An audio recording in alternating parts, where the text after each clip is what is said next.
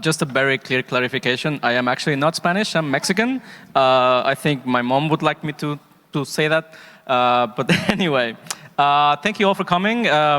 Here we have an absolute fantastic panel with Laura and Martin coming from two very different angles to this, well, yes, cybersecurity and innovation, but also building resiliency and safety resiliency for companies and businesses from different perspectives. On the one side, we have, brand protection, digital marketing, just security. Digital risk.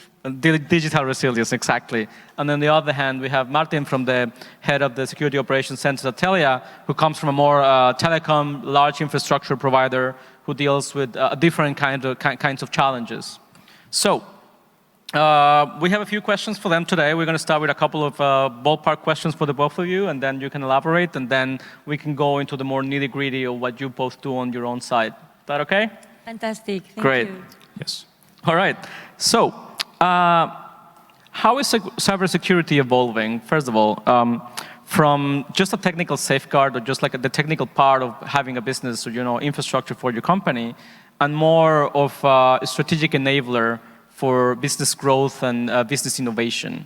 Thinking a little bit about the design, safety by design, basically. Maybe, Martin, you want to start with that one? Yes, I will start. Good afternoon to everybody. And maybe I'll just take one step back and answer one question that everybody has in their minds.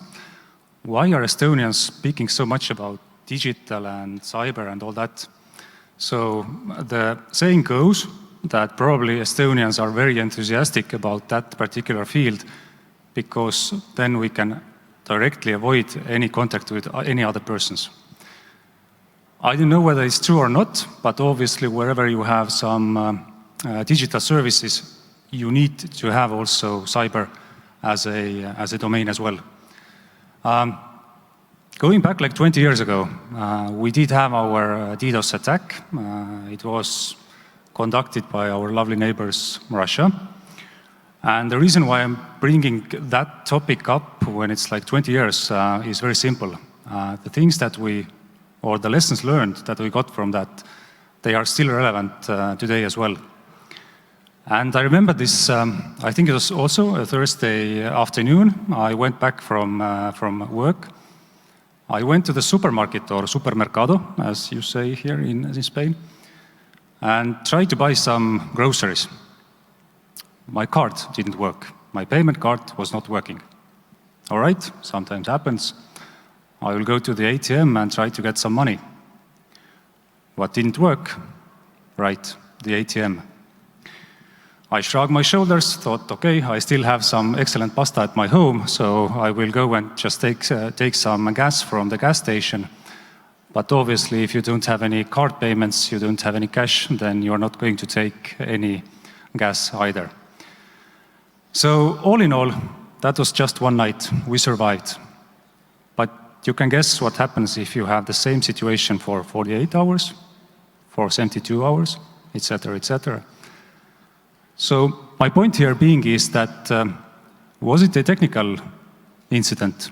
Absolutely. Was it a technical large-scale incident? Of course. But from our side, it was more or less related to being a national security question.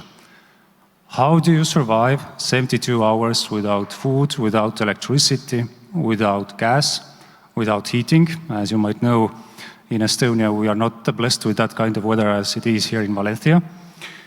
So all in all, that brought us to this conclusion that the key to all the next steps is cooperation. Cooperation, communication, either it's on technical level, either it's on national level, international issues. And fast forward 1 year, and the NATO Cybersecurity Defense Center was also established in Estonia. So to kind of sum up, it might sound a little bit kind of a long forgotten story, but my point being here is that unless you really work and work hard and you dedicate your time to cooperation and thinking how it might affect your business, you might be in the same situation that we were at that point in our previous times. Very briefly, before we go with Laura, would you say that this incident in particular in Estonia in 2007 pushed you guys to innovate and to, be resilient? Absolutely. Great. So, Laura, how do you think the cybersecurity is getting us to this place of innovation and fostering growth for businesses as well? Well, first, it's great to be here in VDS, great place. And again, a little bit of context about what we do in Red Points, right? Because maybe all the people don't know. So at Red Points, what we do is we fight online fraud related to fake products, piracy, fake websites, fake profiles in social media. So what we do is we protect the companies that have those problems, and we detect and remove it. Over the time, what has happened is that this problem has been evolving and is going to places where before it wasn't, right? Like what we call impersonations is the fake websites or the fake ads in social media. What we are seeing today is that because of AI, everything is increasing very, very fast, exponentially. We've seen an increase of 70% of the fake websites this year, that they are, of course, produced by AI. And we've seen a peak of 170% of increase in fake ads in social media. This is why,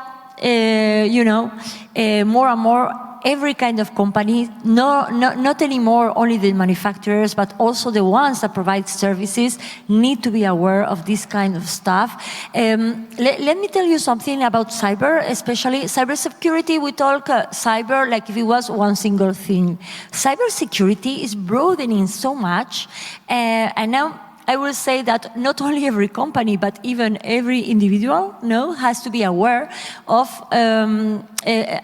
the problems that you face in the digital space, and you have to protect yourself. So, because cyber is widening so much, now I would say that there is subcategories in cyber. We specifically work in what is called the digital risk. And is this a space of digital risks that is related to fraud. That is what we do. Fantastic, thank you. So, for example, you have Red Points, which is a very successful company in terms of digital safety, and Martin coming from Telia, again, a big telecom in the north of Europe. How can corporations, larger corporations at least, what I mean, is work with smaller businesses and entrepreneurs in order to generate these solutions together? Well, this is a very interesting question because, as we are saying, cybersecurity is not only one sector, very specific. It's broadening. There are subcategories coming. So, a cyber company or even corporates, they can't product themselves, or they can develop themselves everything that is needed to be well protected. So it's a very good idea to count with startups, with the small companies, that they work in a very specific niche, and they have a very specific product that covers a very specific problem, right? And those startups collaborate with corporates, cybersecurity corporates, or other kind of segments or verticals, corporates that they have a broader offering, or a broader protection. They need a broader protection. So what I mean is that startups can bring the solution of very specific problems to companies that work in a much larger scope. And I think that this is a very successful collaboration. In the beginning, this can be a partnership. The big companies can be a channel, and even in the future, that can become an exit for the startup and an acquisition for the corporate. Martin, care to elaborate? Yeah, I totally agree with Laura. I like metaphors, so I would say that cybersecurity or ciberseguridad, it's very closely similar to electricity. Why? Because you understand the value once you switch the lights on. So the same with cybersecurity. I would say that if startups and corporates could identify the problem, think about the solution and design the solution, switch the lights on, so to speak, that would be the model forward. But it takes time, it takes effort, and sometimes it's not that easy to start with. So I wanna circle back to the startups. This is VDS. This is in essence a conference very focused on startups, on entrepreneurs, on getting them connected to the rest of their ecosystems, right? So in the type of environment that we're living in right now, especially with AI creating all these different solutions, but also all these different new problems that we don't have 10 years ago, how can the new entrepreneurs, the smaller companies, the startups, the ones that are right now maybe in seed, pre-seed, getting there, how can they start preparing their own companies for these cyber threats that we can see very clearly right now? Because they don't have the resources that maybe Redpoints have or even Telia has. But yeah, how can they build safely in order to succeed in this very, in a way, hostile environment that the internet and technology is at the moment? Well, that's a longer topic, but I will try to give my 3 points. Start with the fundamentals. Analyze your risks. Define your business process. And start with the fundamental cybersecurity foundations. Having done that, you have pretty much succeeded 80% of the necessary. And the 20%, which are maybe too sophisticated, as you say, it might be also a challenge for us. It really makes a sense to trust your service provider or buy this service in. But start with the basics. Try to identify what are your risks, what are your business processes that you need to focus on. And from there on, it should be enough of work for the next years or so. I totally agree with Martin. Something to add here is because, we were a very small startup only 11 years ago, right? So when you start your company, you immediately think about the product and the go-to-market. And that takes all your time, the product and the go-to-market. And if you're successful or not that successful, but you need to start fundraising, right? Fundraising, product, and go-to-market. Well, you should put security in that cocktail because the world is going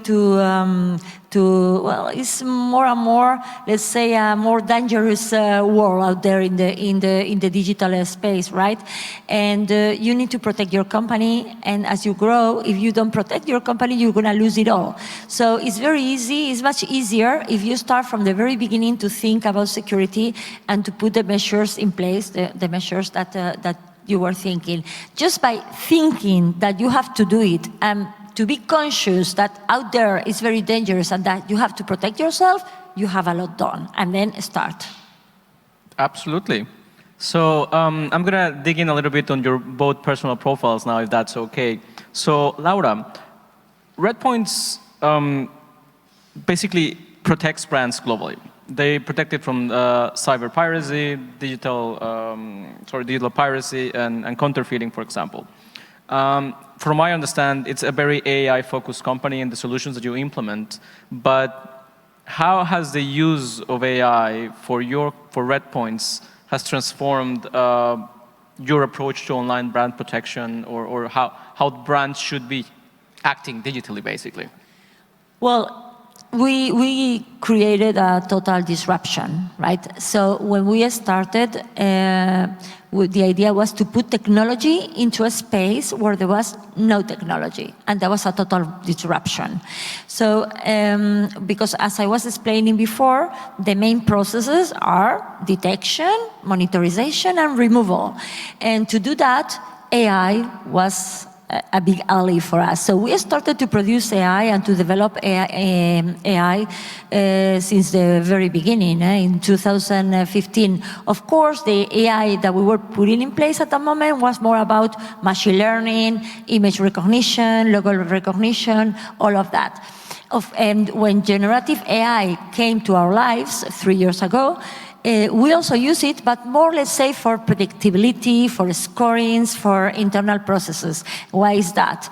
Because in our case, as I was mentioning, it's very important that we do takedowns. We eliminate, we remove the fakes. And to do that, it needs to be very clear how we took the decision. And when it is so clear, you have to explain so clear how you took the decision. The technology you use has to bring transparency, traceability, has to be explanatory AI, right? Self-explanatory. I mean, you need to show how you took the decisions. So for us, let's say that the traditional AI, if we can mention and if we can talk about that, machine learning and all the image recognition stuff, is more useful than even the generative AI. But yes, we were pioneers in the use of AI, and it definitely caused disruption. And something interesting is that some years ago, because we sell to some of the largest companies in the world, right? The ones that you can imagine. They didn't really care that much if we were doing it with AI or with people. They say, okay, listen, the only thing that I want is that I don't want to find fake products online. And how you do it, I don't care. And now they do. And now they do because AI has come into our houses. They understand much more the power of the AI developments, and for us now it's much easier to sell our value proposition. It will make sense, given also all the hype about AI around, you know, like when you actually find a good use for it, that's something that you can tangible measure. Exactly. That's kind of where the sweet spot is at the moment, I think. So, Martin, now going a little bit to you, Telia Cybersecurity Center. You guys basically defend a good chunk of the critical infrastructure in the Nordics, including my phone company and my home internet as well. So, given this context that we're talking about, what is the type of threats that you guys are facing on a daily basis, and how would you say all of these threats are actually evolving with all these new technologies? No pressure. Well, again, I will start maybe from the pessimistic side. The attacker always has an advantage because the attacker only needs to find one hole while the defender has to fill in all the holes and expect that there are not any holes at all. An example that I usually give when I'm lecturing is the example of Rob Joyce. I don't know if anybody has heard the name. Rob Joyce was the former head of National Security Agency of United States of America. So probably knew some stuff that most of us will never know. But he did have this really nice statement, which is publicly available. He looked at the auditorium and said that you, watching the auditorium, you know what you are using, we know what you have. I repeat, you know what you are using, we know what you have. It's quite a powerful statement and humbling because, as I said, as a defender, you are always kind of on the chase, but it is what it is. As a service provider, and going to maybe some cliches, there are no borders in cyber domain. There are no borders, there's no time zones, so basically we are being attacked every single second that we are here on this stage as well. The things that we see are unsurprisingly quite similar to what we see also on the global level. As I said before, if we take away the simple stuff, we do use multifactorial authentication, we do patch our systems when time is due, we do have some kind of visibility of our assets, then 80% of the cases can be managed. 20% is the in-house knowledge, the competencies that we have, that is kind of difficult for a regular company to bring in or have inside in itself. So this is the kind of state-of-the-art knowledge that we can provide. But what really kind of makes me glad, and as I started with the negative stuff, I will end up with the finish up with the positive side. The things that we see, they are quite similar on the global scale.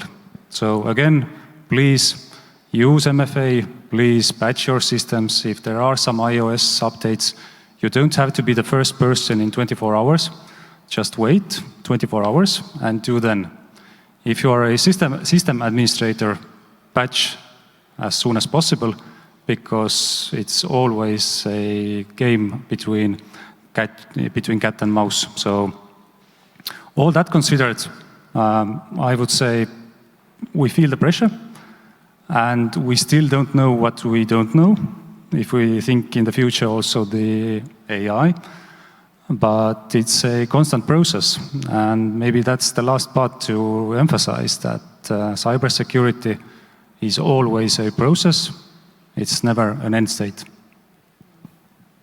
Okay. So we're coming to well, not close to the end, but like getting there.